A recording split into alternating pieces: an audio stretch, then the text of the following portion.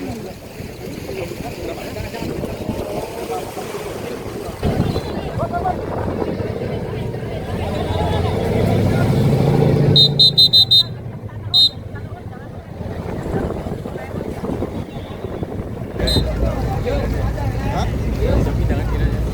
bebas, saya sama gini aja.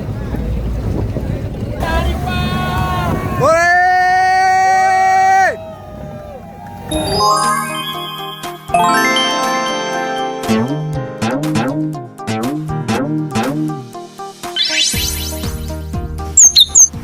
Hari ini kita di ruang siasat kedatangan satu narasumber yang ini pertama kali nongol di ruang siasat.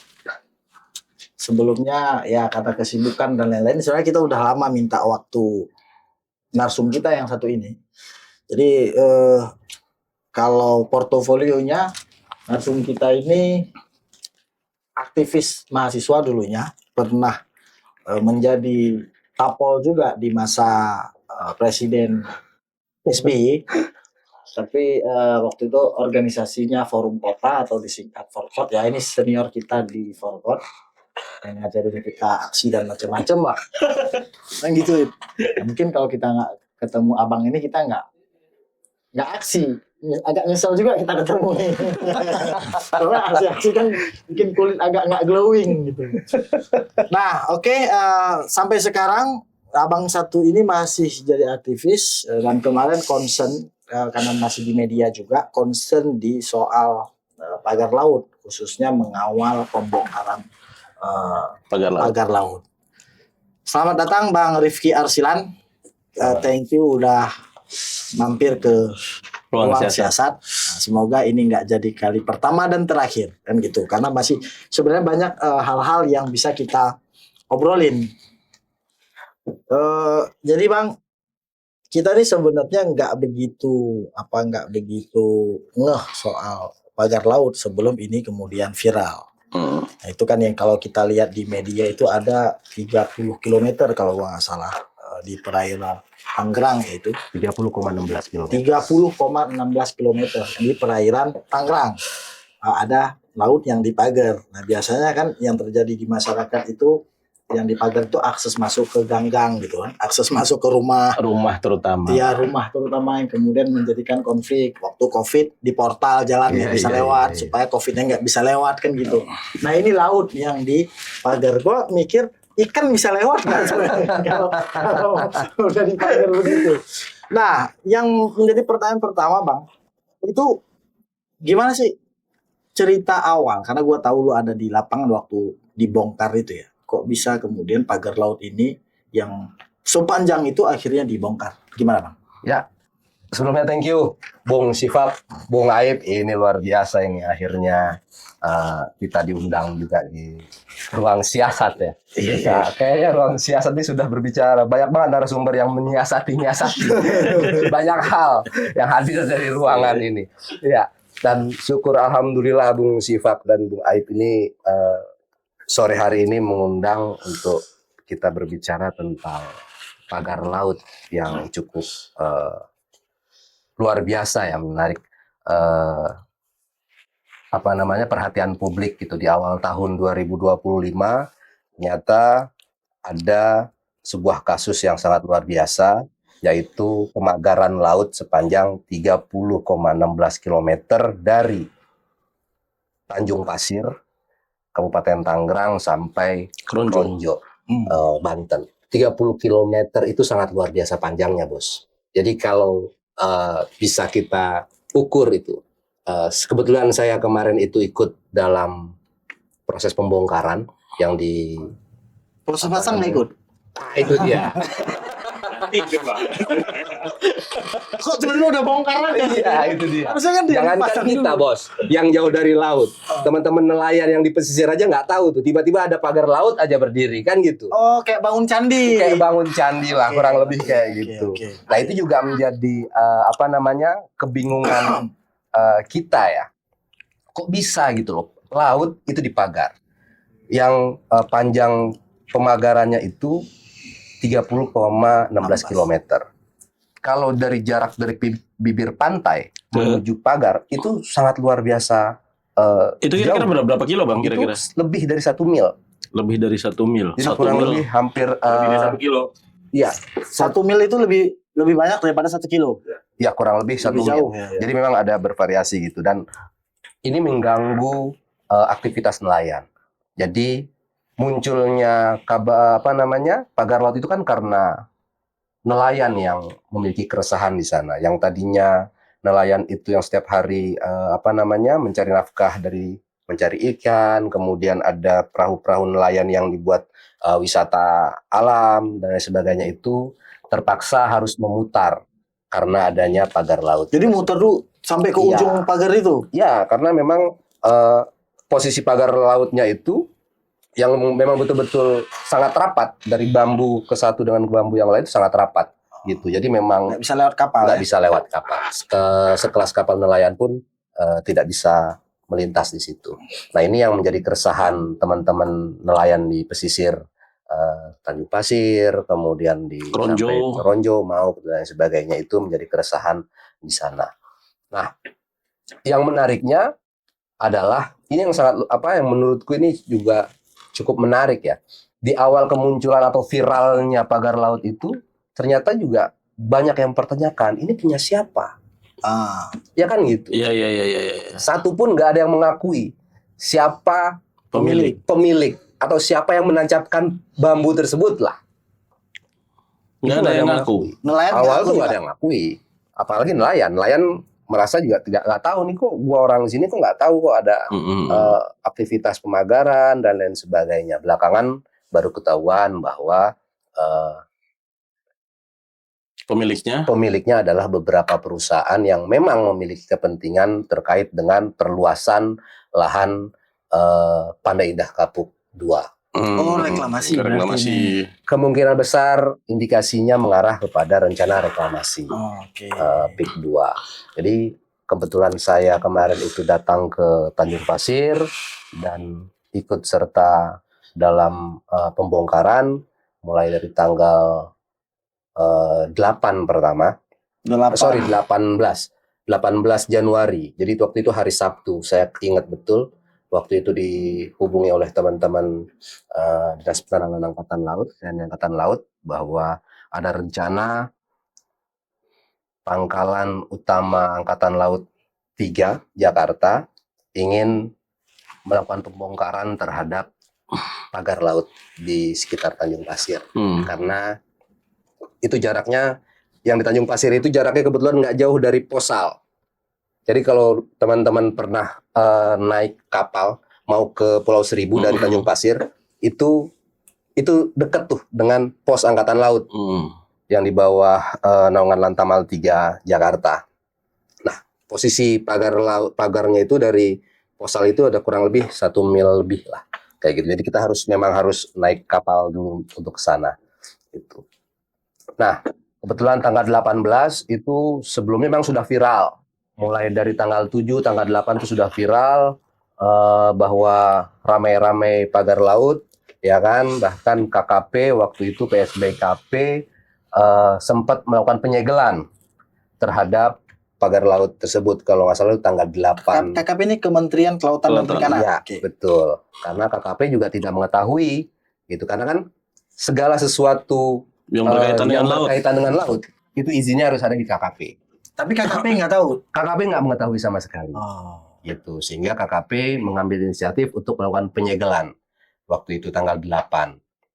Nah, tapi problemnya adalah penyegelan kan juga tidak menyelesaikan persoalan. Disegel ya, bukan dibongkar ya? Disegel. Awalnya disegel. Kan cuma pagar, ngapain disegel pagar? Karena KKP mungkin ingin melakukan penyelidikan lebih lanjut terhadap pemilik pagar laut itu. Gitu. Karena memang luar biasa itu. Kalau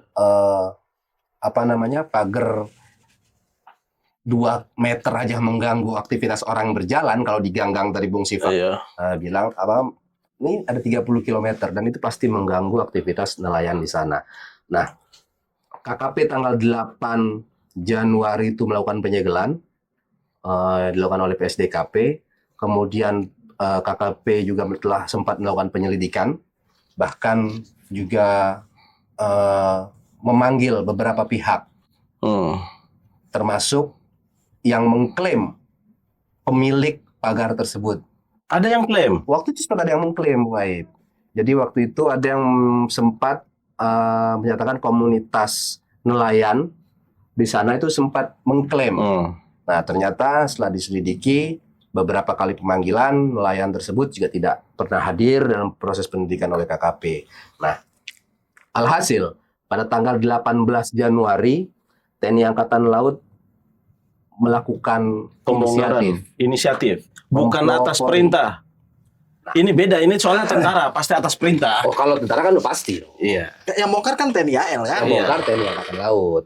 Ya disegel sama TNI AL. Langsung bongkar aja. Karena kan kalau proses penyegelan itu memang ranahnya sebenarnya bukan di TNI Angkatan Laut. Karena TNI Angkatan Laut itu memang bicara tentang pertahanan. Iya.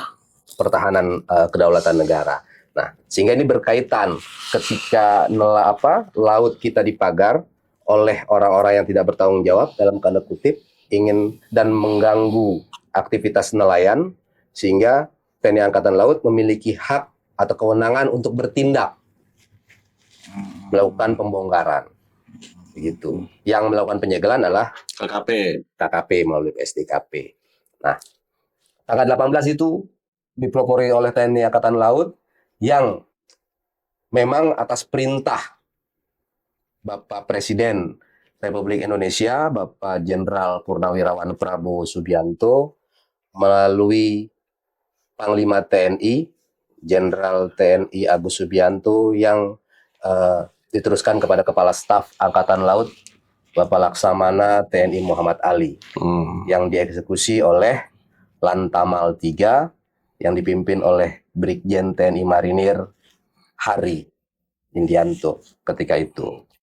Nah, pembongkaran dimulai Sabtu kurang lebih pukul 9 pagi. Ya. Kita mulai melakukan pembongkaran. Kebetulan saya ikut serta dalam pembongkaran, meskipun cuacanya waktu itu cukup lumayan ekstrim gitu ya. Ombaknya cukup besar, kemudian anginnya cukup besar di tengah laut. TNI Angkatan Laut sudah mengerahkan beberapa alutsistanya dan dibantu bersama-sama puluhan kapal nelayan waktu itu. Kita melakukan pembongkaran. Di tanggal 18 itu, alhamdulillah hari pertama 1 kilometer lebih Kebongkar. bambu bisa dirubuhkan. Nah, ini memang ada kendala sedikit. Memang kalau dari yang saya amati di lapangan, pembongkaran bambu ini memang tidak semudah apa yang kita bayangkan. Karena bambu ini kan tanaman yang sangat lentur ya. Apalagi kalau sudah tertancap di tanah, gitu ya. Dia agak sulit untuk dicabut. Bambu bos, dulu kita ngusir penjajah pakai bambu. Makanya kan sendiri kan, sampai hari itu bambu runcing kan. Ini tanaman yang sangat luar biasa, keras untuk dicabut. Itu faktor pertama itu yang kita temui adalah pertama cuaca. Yang kedua adalah materialnya memang agak sulit dicabut karena ternyata bambu ini ditanam itu sudah cukup lama. Ada setahun itu bambu, Bang. Pastinya tidak ada yang tahu, tapi kalau lihat dari konstruksi di lapangan, itu terlihat lebih dari 5 bulan. Lebih dari 5 bulan. Ya, karena memang sangat keras itu bambunya.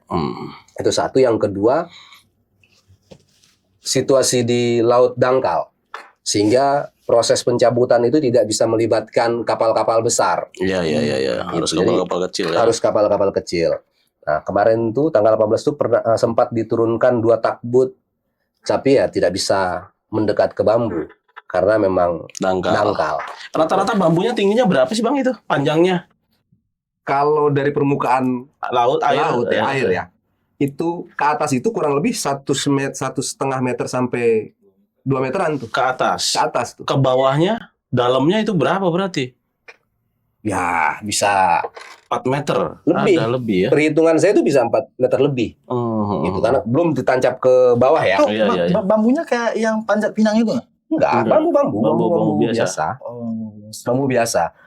Kayak pagar-pagar kebun rakyat lah ya. Iya. Tapi ya bambu bulat. Oh. Kalau pagar-pagar apa Pecahan itu pecahan kan yang di belah-belah itu kan. Kalau ke dalam itu kurang lebih 1,5 sampai 2 meter tertancap. berarti 3-4 meteran lah kisaran ya. Ya, jadi Panjang bambu utuh. bambu utuh ya? Bambu utuh. Hanya dipotong atasnya aja kali. Ya, kurang lebih bambu utuh yang Gua ukuran membayangkan 4 itu sampai Bang, 5 ya, meter. pasangnya itu kan harus alat berat kayaknya itu ya. Kemungkinan ya. Karena kayaknya nggak mungkin. Karena kalau dalam sampai 1 kilometer lebih itu gimana pakai tenaga manusia itu? Kemungkinan pakai menggunakan alat berat mereka masang. Dan nggak mungkin nelayan. Ya kalau menggunakan melihat dari konstruksi bambu yang jaraknya itu sangat rapat dan rata, jumlahnya itu pasti ratusan ribu batang bambu. Nggak mungkin nelayan lah, bro. Iya. Kalau kita hitung satu buah bambu itu 15.000 per batang. Kemudian untuk menancapkan 30,16 km itu butuh berapa juta bambu? Iya. Nelayan mana yang punya uang sebanyak itu? Kan itu Sekarang udah habis terbongkar, Bang. sampai hari ini update-nya itu dari 30 kilometer sudah 18,7 kilometer yang terbongkar. Tapi prosesnya tetap berlanjut. Prosesnya Tidak tetap berhenti. berlanjut. Kemarin berhenti. Kemarin itu karena cuaca Hujan ya? ekstrim ya. Ya. Nah, akhirnya kita juga tahu ya kalau di daratan kemarin kebetulan pas perayaan Tahun Baru Imlek itu memang cuacanya sangat luar biasa. Di daratan saja hujannya seharian full, di mana-mana banjir. Ya Imlek kan biasa Imlek kan Iya. begitu. Kalau Imlek nggak hujan katanya nggak hoki. Kalau banjir hoki banget. Berarti kan kita pertama terima kasih banyak kepada TNI AL kita, Bang. Yang akhirnya melakukan pembongkaran atas perintah Pak Presiden. Iya. Nah, setelah pembongkaran ini selesai, apalagi kira-kira yang akan dilakukan oleh TNI AL? Nah ini kan masih tahap proses pembongkaran berlanjut ya. Kalau kemarin itu memang ditargetkan 10 hari proses pembongkaran, tapi lagi kan kita melihat bahwa situasinya itu adalah tergantung bagaimana cuaca. Kalau informasi yang saya dapatkan, kalau cuaca memungkinkan untuk melakukan kerja pencabutan ya mungkin bisa dilakukan lebih cepat. Dan syukur alhamdulillah, perlu saya klarifikasi bahwa setelah 18 Januari itu kan sempat juga ada pro kontra tuh dari prosesnya kan 18 hari Sabtu itu memang TNI AL dan Angkatan Laut dan nelayan melakukan pembongkaran. Nah, Sabtu sorenya itu sempat ada statement yang menyesalkan atau pro kontra terhadap pembongkaran itu. Kayak gitu. Jadi Menteri Kelautan dan Perikanan Pak Wahyu Sakti Trenggono kan sempat mempertanyakan Barbuk, ya. Dengan alasan bahwa ini bambu ini kan sedang proses penyegelan, harusnya tidak boleh dibongkar kayak gitu. Jadi ini harus jadi barang bukti dan sebagainya. Jadi sempat ada penolakan lah Dari Menteri KKP. Menteri KKP yang mungkin secara undang-undang juga Menteri KKP memang memiliki kewenangan untuk melakukan penyelidikan. Ya, tapi kan bambunya bisa disimpan gitu loh. Ya, itu kan persoalan Namanya juga teknis. barang bukti kalau dibawa pengadilan kan nggak mungkin sidangnya di laut gitu kan ya, Bang. Iya, itu kan persoalan dalam persoalan koordinasi lah. Tapi syukur alhamdulillah hari Senin pagi itu KKP sudah Pak Menteri sudah bertemu dengan Kepala Staf Angkatan Laut. Kemudian Senin sore Pak Menteri KKP juga sudah bertemu dengan Bapak Presiden RI, Bapak Prabowo Subianto, dan instruksinya semakin jelas, baik KKP, TNI Angkatan Laut, kemudian aparat maritim yang lainnya seperti Bakamla, Polair, untuk bersama-sama melakukan pembongkaran. Itu baru presiden, segel-segel bongkar terus. Nah, di balik itu semua, Bang, di balik itu semua. Ini udah ngomongin di balik itu aja. Ini yang paling ditakuti sebenarnya kalau udah dibalik itu semua. Dibalik. Gue lagi menebak alur pikiran dia nih. Sebelum itu aku udah ketebak. Kan di balik tirai apa di balik bambu nih? Jangan begitu. Ini kita nanti ini. Oke. Di balik itu semua kan kita sama-sama tahu. Tadi abang juga sempat bilang bahwasanya sudah ada yang mengklaim pemilik ataupun pembangun pagar bambu itu. Bahkan ada yang bilang punya HGB Ya. dan sertifikatnya, bahkan ada sertifikat HGB dan HGU ya, atau apa gitu. HGB lah, hak guna bangunan ya. Hak guna bangunan. Cerita di balik layarnya gimana sih? Gua kalau yang itu mau gue bisa baca di media, Bang. Bongkar-bongkar itu ya. Bongkar-bongkar itu Ya mah. karena kan gue orang media bro. Iya. Nggak, ini kan gini, orang media ini banyak yang off recordnya. On the recordnya. Jadi Nah, kalau sekarang di on recordin di on gitu loh. recordin. Nggak, tapi emang ada yang menarik ya. Kemunculan bahwa ternyata ada yang punya HGB, ternyata ada yang mengaku, itu kan muncul beberapa hari setelah kerja besar. Jadi menurutku yang perlu harus diapresiasi adalah itu, kerja besar, sehingga yang mampu memunculkan pemilik sesungguhnya itu kan karena dibalik ada keberanian, ada political will di situ. Pak Prabowo selaku Presiden Republik Indonesia yang ke-8 ya, Republik Indonesia yang ke-8, memiliki political will yang sangat luar biasa. Ya mungkin karena memang beliau itu berlatar belakang militer, sehingga beliau juga sangat fasih berbicara tentang kedaulatan negara, termasuk kedaulatan teritori di wilayah perairan Indonesia ya. Sehingga beliau sangat luar biasa. Dia menginstruksikan baik itu TNI Angkatan Laut, Kementerian KKP, kemudian Bakamla, kemudian Polair, termasuk Menteri ATR BPN untuk melakukan kerja bersama, mengungkap siapa sebenarnya dalang di balik pagar laut itu. Jadi yang lebih tahu itu yang sangat luar biasa itu Bapak Prabowo menurut saya. Dalangnya siapa berarti pagar laut?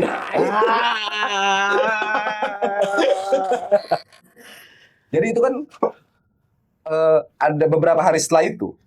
Ini yang luar biasa ya. Setelah proses pembongkaran 18 membongkar TNI AL, dipelopori oleh TNI AL, kemudian tanggal 19 itu hari Minggu, Senin, Selasa, Rabu, itu semua aparatur maritim. Ada kurang lebih 2.700 personil gabungan TNI Angkatan Laut, kemudian Bakamla, Polair, termasuk nelayan. Bahkan sampai waktu itu Yorman Hanlan, Batalion Pertahanan Marinir dan Lantamal 3 itu menurunkan amfibi. Kayak perang gitu ya. Asli bro. Itu suasananya waktu itu ya. Itu suasana perang bro. Pakai tank amfibi di situ. Ada 3 tank LVT amfibi bro. Diturunin. Iya. Enggak, pertanyaan gua tetap sama. Dulu. Oh iya. Sebelum ke sana. Ya. Jadi memang suasananya itu 2-3 hari setelah 18 itu dibongkar, itu orang bertanya-tanya nih. Ini punya siapa? Kok nggak ada yang muncul? Kok nggak ada yang mengakui segala macam? Sampai menurut gua, sampai pada pengerahan kekuatan yang besar Luar biasa ya. untuk persoalan pagar laut, ini bukan orang sembarangan. Oke. Nggak mungkin punya Pak RT. Nggak mungkin itu punya Pak Kades, apalagi RT. Apalagi punya ini komunitas nelayan Pantura itu. Sangat tidak mungkin, bro. Untuk pengerahan amfibi aja, bro, kita udah tahu itu berapa kebutuhan logistiknya. Tapi karena memang perintah presiden, lagi-lagi perintah presiden, semua kekuatan waktu itu dikerahkan. Amfibinya ada 3 unit, kemudian ada kapal patroli, kemudian ada sea reader dan lain sebagainya. Belum lagi puluhan kapal nelayan juga diikutsertakan. Ini negara benar-benar hadir lah ya. Negara betul-betul hadir untuk nelayan. Dan itu yang saya lihat waktu itu. Nah, itu dilakukan pada tanggal 21 atau tanggal 22 Januari. Nah, setelah itu banyak tuh yang datang tuh, pembongkaran itu. Menteri KKP-nya datang. Menteri ATR BPN datang. hadir. Kepala Staf Angkatan Laut hadir. Kepala Bakamla RI Laksamana Madya Irfansyah itu hadir. Dan luar biasanya, ini Ibu kaget juga kemarin, itu ada Ketua Komisi 4 DPR RI. Bu Titi. Ibu Titi datang hadir, naik amfibi bro, masuk dia ke laut. Itu luar biasanya. Oh iya, yang viral. Saya ini anak jenderal katanya. Tapi saya belum pernah naik tank-tank begini kan. Ya anak jenderal 5 bintang bapaknya, 5 bintang. Emang anaknya siapa dia bro? Ya begitu juga. Berarti memang orang yang pemilik pagar laut ini luar biasa, giant juga, sampai ya harus ada demonstrasi kekuasaan di situ ya. Betul. Menurut saya kemarin itu penolakan terhadap pagar laut itu bukan hanya dilakukan oleh nelayan ya, tapi memang setuju saya bahwa ada negara telah hadir, semua instansi ikut terlibat dalam menolak itu karena melihat bahwa lagi-lagi laut itu kan sebenarnya tidak bisa dimiliki oleh perorangan. Ya. Bicara laut, Iya benar-benar. Angin bisa. Itu pilpres. Ya, kalau angin bisa. Itu isi angin itu kan dikuasai itu. laut itu kan simbol dari persatuan.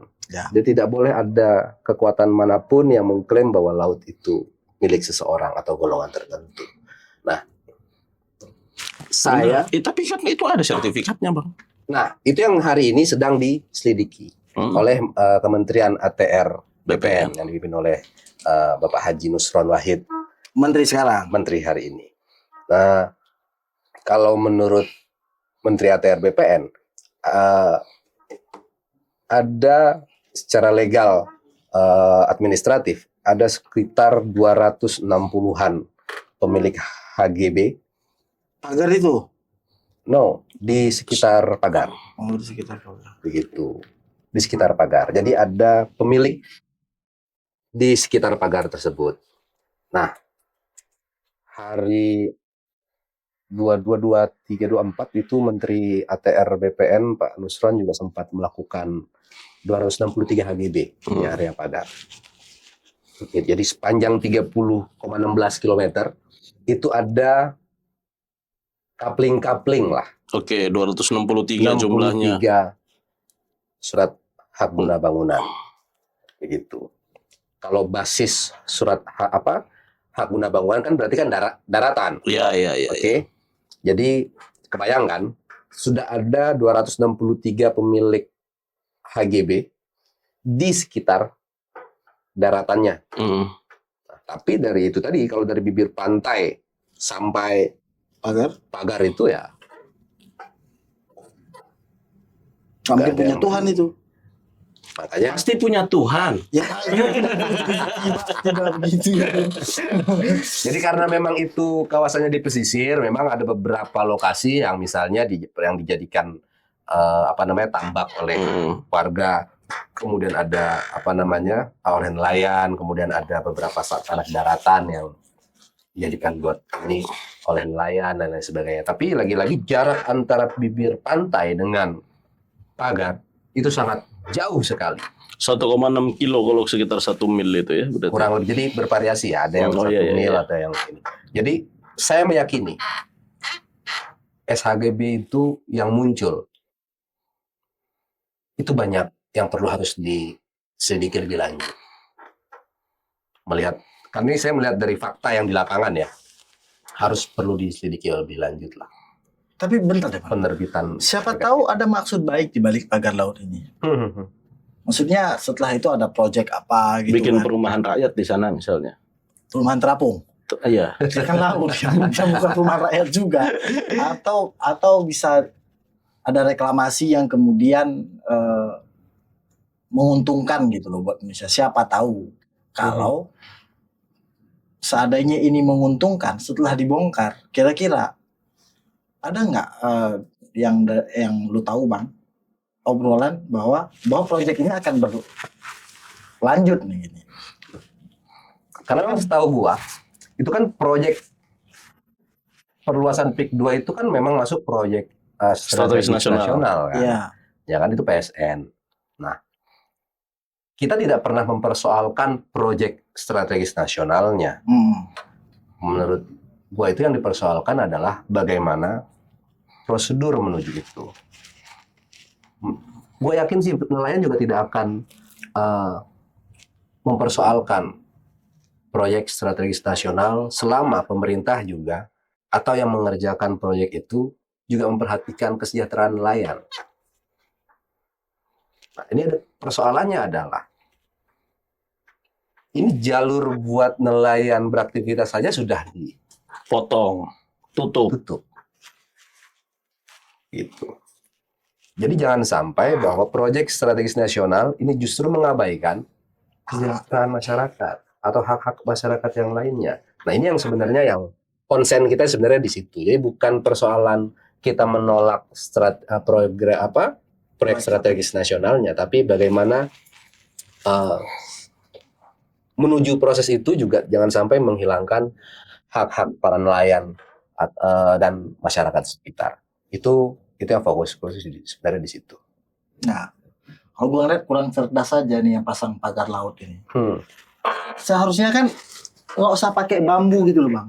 Apa namanya itu pelampung bulat itu tuh pembatas jarak renang itu kan bisa dibentangin di bibir-bibir pantai kan biasa nih supaya orang nggak berenang melewati batas itu kan ada pelampung yang Ya, bulat nanti itu. namanya bukan pagar laut dong. Lo bukan arsitek sih. Iya, Oh, bukan sih. arsitek juga. Podcaster doang. Lo podcaster. Ya. Iya. Jadi lo bukan arsitek. Nah, ternyata ada tujuannya kenapa yang ditancap itu bambu, bro. Apa tuh? Biar tumbuh. Bukan persoalan tumbuh, bro. Oh, iya. Masa tumbuh di laut? Bukan. Nah, ternyata bambu itu efektif untuk menahan pasir. Kan lo tahu laut kan? Iya. Laut itu kan pasti ada ombak Iya. yang membawa Pasir. pasir dari tengah ke pinggir. Nah, kalau sudah ombak itu menghantam bambu atau ke pesisir, oke, kan balik lagi tuh Iya, ke bawah lagi. ombak itu kan, Hmm. biasanya kan ngebawa Pasir pasir. lagi ya. Bambu itulah yang fungsinya menahan pasir-pasir itu biar nggak balik ke Tengah laut. tengah. Efisiensi. Jadi proyek reklamasi ini juga memanfaatkan efisiensi gitu daripada mereka harus ngurus. Bener-bener daripada harus impor pasir kayak Singapura kan. Iya. Iya. Menarik juga ini. Berarti lu tahu dong yang punya siapa itu?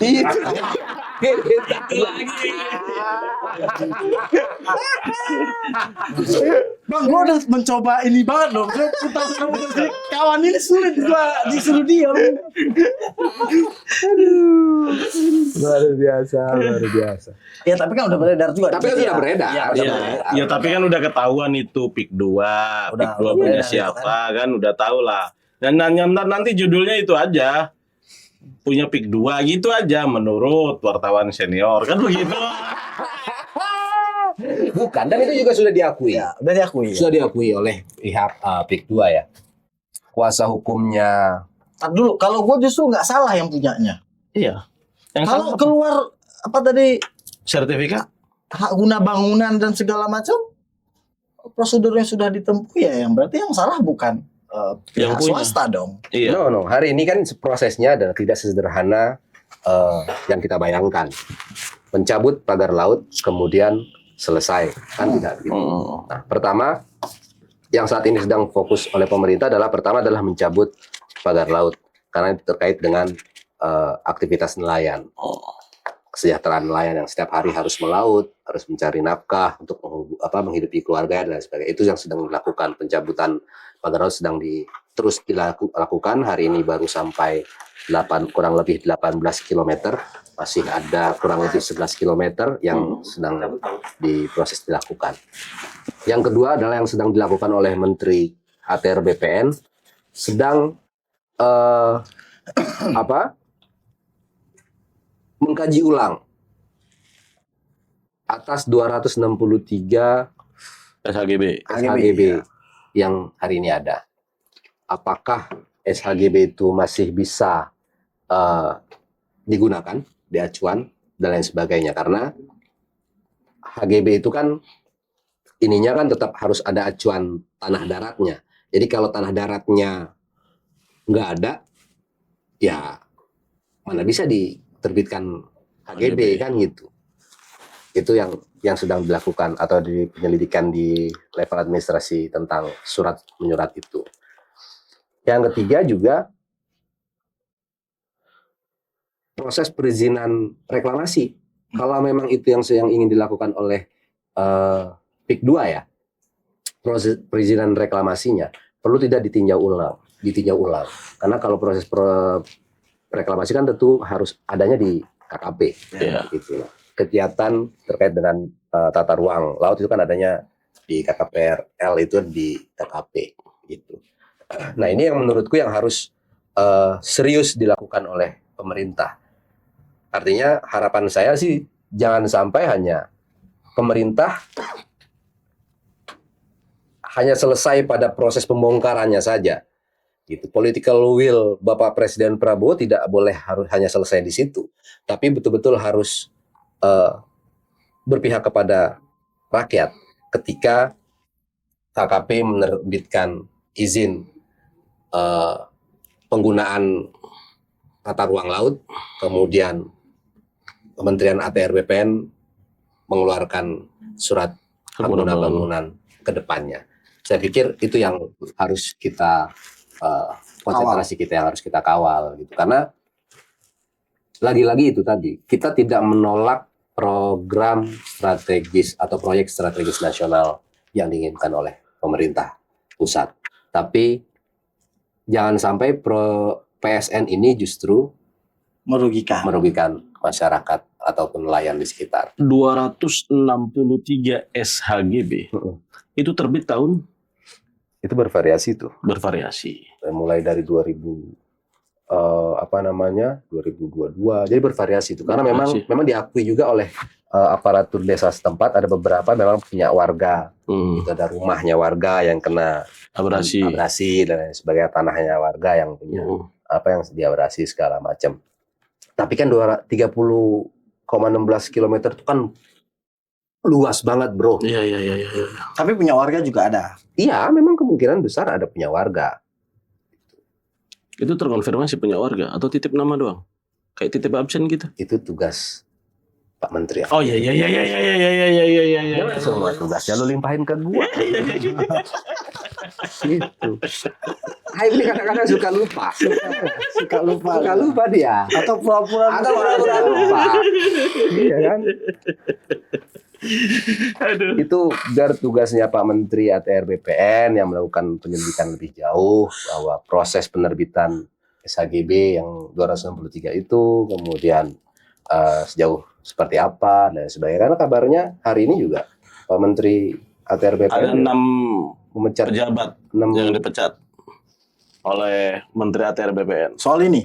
Soal gara-gara pagar laut. Pagar doang loh. Padahal pagar doang dipecat nasibnya. Ya masyarakat itu bisa gontok-gontokan loh kalau pagar digang tuh. Tanah, bro. Di Ponegoro itu berjuang, bro, mati-matian demi memperjuangkan sejengkal Kalau tanah, kita bro. Perjuangan itu ya urusan tanah, merdeka ini urusan tanah air kita ya. Kawasan laut. Bukan laut lagi kan, tetap Itu maksud gue, ini urusannya laut gitu loh, Bang. Ini kan laut.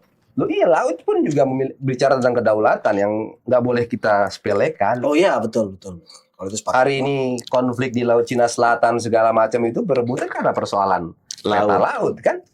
Soal ikan kayaknya di dalamnya. Kalau gua selama ini nggak ada unsur muatan pihak negara lain, gue yakin pasti bisa diselesaikan. Mudah-mudahan. Tapi kalau udah ini ada negara lain juga terlibat, nah ini yang ada nggak indikasi ke situ? Itu Bang, ada nggak indikasi berdasarkan pengamatan lu lah 20 hari terakhir di sana ini? Maksudnya kan lebih benar-benar lebih ini udah benar-benar kedaulatan negara. Iya, kalau sesama anak bangsa ini kan masih semua bisa kita diobrolin lah. Iya. Kalau menurut gue sih agak terlalu jauh ya kalau kita mengaitkan bahwa ada keterlibatan negara lain. Agak terlalu jauh. Hanya saja kan ini, kalau saya melihat bahwa ini ada kepentingannya adalah pengusaha. Pengusaha yang memiliki kepentingan untuk memperluas jaringan bisnisnya, untuk memperluas reklamasi, yang menegasikan kepentingan masyarakat. Berarti murni cuan. Murni cuan. Menurut Atau saya jangan-jangan ya terlepas cuan itu cuan itu digunakan untuk apa Nah, dan itu. untuk siapa itu urusan lain ya. Ya, Tapi konteks ini adalah menurut saya seperti itu. Dan ada pemandangan ironis sebenarnya. Sebenarnya sih kalau menarik misalnya tim siasat itu datang ke Tanjung Pasir tuh. Udah mulai ngasih tugas nih. Ya kan itu menarik. Lu bisa melihat bagaimana dua wajah berbeda. Lu bisa dengan seketika lu bisa menemukan dua wajah berbeda. Enggak, ini jangan lu tanggepin. Karena kalau lu tanggepin, ujung-ujungnya kita disuruh advokasi nih ke sana. Karena faktanya Yang begitu. kayak yang udah-udah gitu loh. Lu ketebak nih gue. Benar. Kalau perlu semua ya penonton podcast siasat yang menyaksikan podcast ini, silakan teman-teman main masuk ke wilayah PIK 1 ke Tanjung Pasir. Pick 1. Dari PIK 1 itu kan mulai dari PIK 1 tuh masuknya tuh. Nanti di ujung sana itu ada proyek yang lagi dibangun. Ada jalan cukup kurang lebih 2 mobil lah, pagar yang menuju ke Posal 2 atau Tanjung Pasir. Teman-teman tuh bisa melihat ada 2 wajah berbeda yang hanya berbatas dengan tembok. Bagaimana kehidupan di wilayah PIK Pandai Indah Kapuk, komplek yang hari ini sudah berdiri ya PIK 1 ya, menuju PIK 2. Sebelahnya itu berbatasan pagar nih. Bagaimana kehidupan masyarakat para Tanjung nelayan. Pasir. Tanjung Pasir, sepanjang itu Tanjung Pasir, Teluk Naga, dan Mau sekitarnya. ke Itu 2 wajah yang jauh berbeda, bro. Ya itu mah standar bang.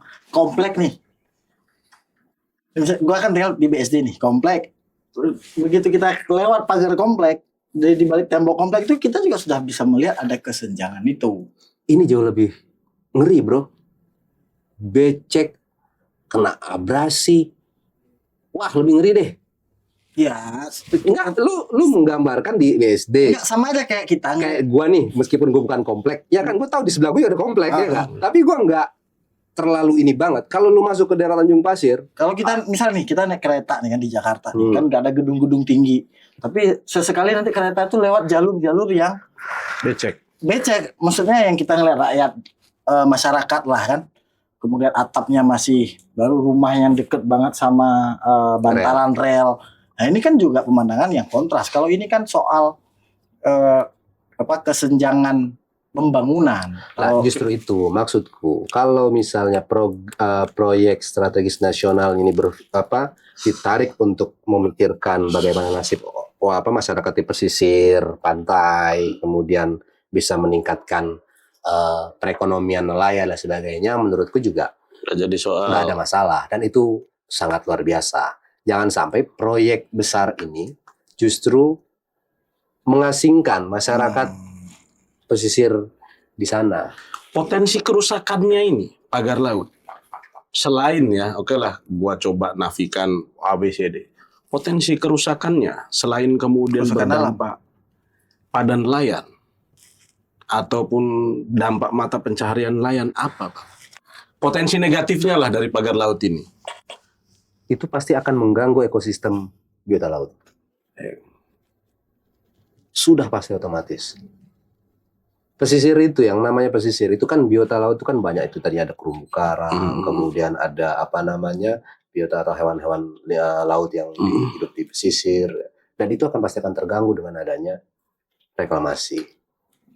Dan Kalau ikan memang semakin jauh, nelayan semakin jauh. pasti itu.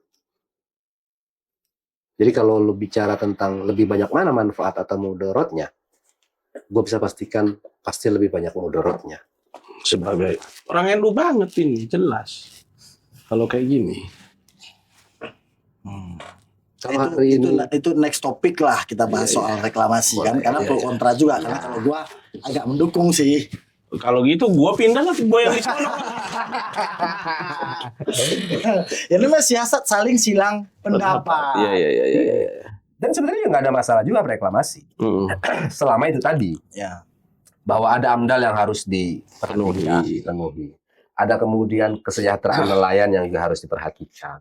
masyarakat pesisir harus diperhatikan. Jangan sampai reklamasi justru menegasikan masyarakat yang atau Tapi kalau kita lihat dari hadirnya negara ya sampai mendemonstrasikan kekuatan negara itu kan kayaknya insya Allah bisa lah itu di diminimalisir. Mudah-mudahan. Saya justru sangat berharap pada Presiden Prabowo Subianto karena kita tahu Bapak Presiden Prabowo Subianto kan hari ini memiliki astacita yang cukup populis ya. Beliau juga berbicara tentang ketahanan pangan, beliau berbicara tentang ketahanan energi dan lain sebagainya.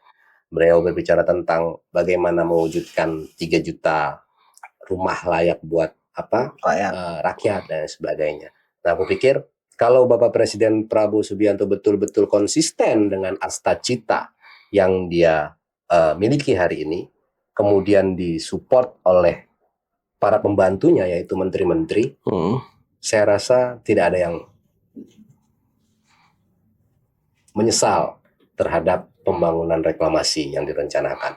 Selama itu tidak keluar dengan apa yang divisikan atau divisi-misikan oleh Presiden Prabowo ya terkait dengan astacita. Karena kalau kita bicara dengan ketahanan pangan, di sektor laut ketahanan pangan juga harus banyak yang harus diperhatikan. Ya. Kalau hari ini kita Bapak Presiden itu melakukan uji coba program makan bergizi Gratis. dengan budget 10.000. Coba dipertimbangkan bagaimana dengan ikan-ikan yang ada di laut ya bisa menjadi lauk, ya kan, dan lain sebagainya. Banyak yang bisa difungsikan dari laut itu. Bukan hanya persoalan kedaulatan pertahanan, tapi juga kedaulatan maritim juga harus perlu dipikirkan. Oh iya dong, jelas maritim. Oke. Gua udah nggak tahu lagi mau komen apa ya. Biar nanti kan rencana kita ada sesi kedua. Kalau kali ini dari kalangan media, nanti coba kita dari kalangan birokrasinya nih.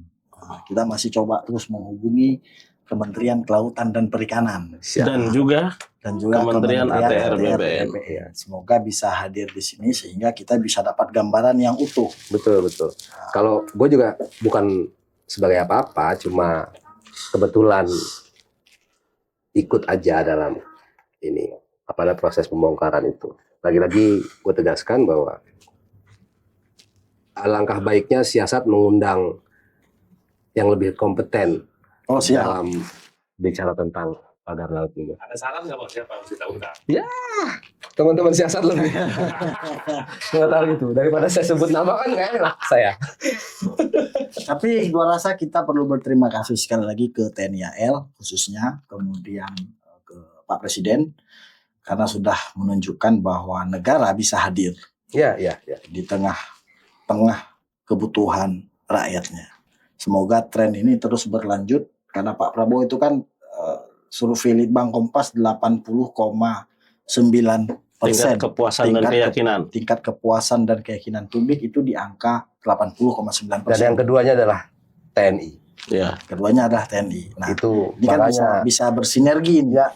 Nah, ini 80,9 itu kan nilai kepuasan publik tertinggi dalam sejarah presiden 100 hari. Sejarah 100 hari kepemimpinan presiden sejak era reformasi.